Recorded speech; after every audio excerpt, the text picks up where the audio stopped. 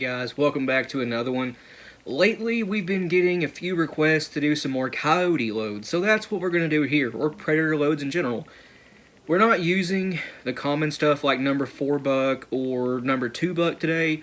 We're using a bit of an odd size for lead shot. We're using T shot, which is 20 caliber. These still carry quite a bit of energy downrange.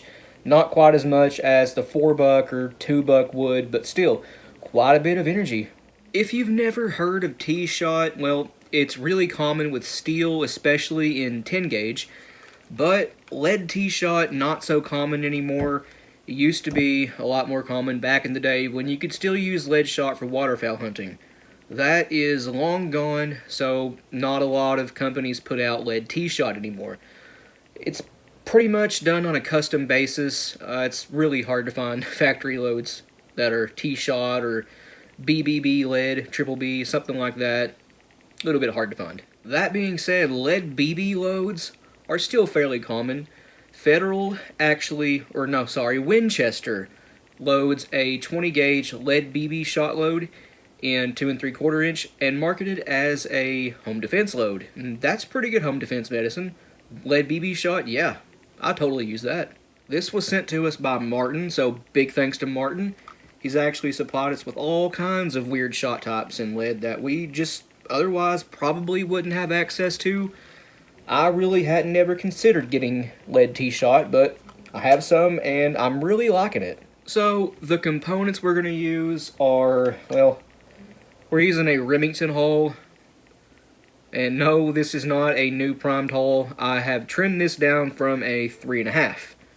Yeah, we had a 3.5 inch split on us. It got tired and worn out, so I just went ahead and trimmed it down to a 2 3/4. And I have skived it. You can see right here the top edge is thinned. And went ahead and primed it. Resize and all that just to save a little bit of time. I'm sure all you guys watching know how to do that. So for all intents and purposes, we have a brand new primed Remington hull, even though it's not brand new. It functions as a brand new hull. That's what I was trying to say.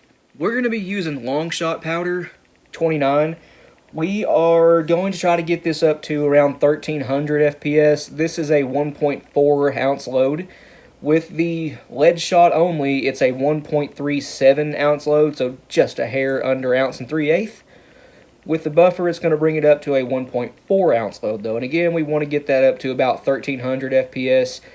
These are going to be carrying, again, quite a bit of energy downrange, especially at that speed. And because these are going to be running a little bit faster, we're going to use a wad that can absolutely hold the pattern well at longer distances. We're using the MG42 wad. This is consistently one of our best performing wads. Doesn't matter what shell length you use it in, 2 3/4, 3 inch, 3.5. This wad always delivers the goods downrange. This is a non-tox wad. You can use it with steel, TSS. You can use lead shot wads with bismuth, but still, this is a non-tox wad. It doesn't have 4 pedals. It only has 2 pedals.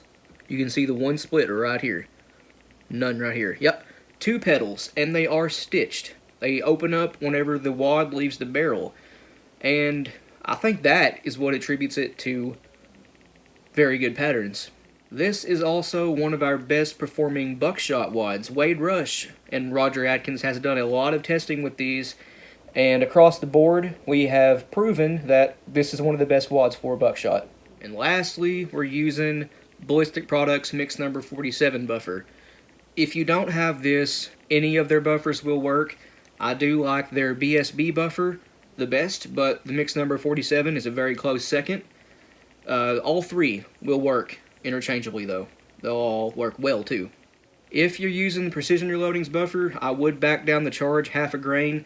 That stuff does weigh a little bit more. It's more dense, so it adds more weight to your payload. So back down half a grain, but this right here, keep it to 29. So, to get this started, there's that. There it is. Almost lost the wad. Let's get our wad in place. Comes up exactly where it needs to be for a fold crimp. You can also roll this, but we are doing a fold crimp here. Now we need 46 pellets of, I'm going to call it T-buck, even though it's not buckshot, but T-shot. Again, this is 20 caliber, 195, 20 in that area. It's pretty big lead pellets, but we need, again, 46 of it.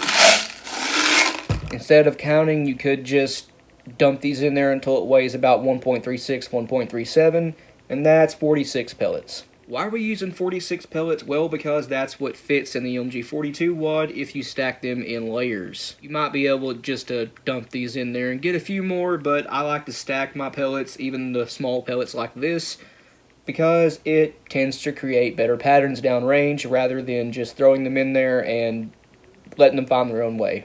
So we have our 46 pellets in, and that comes up right to the top of the wad, like flush even with it.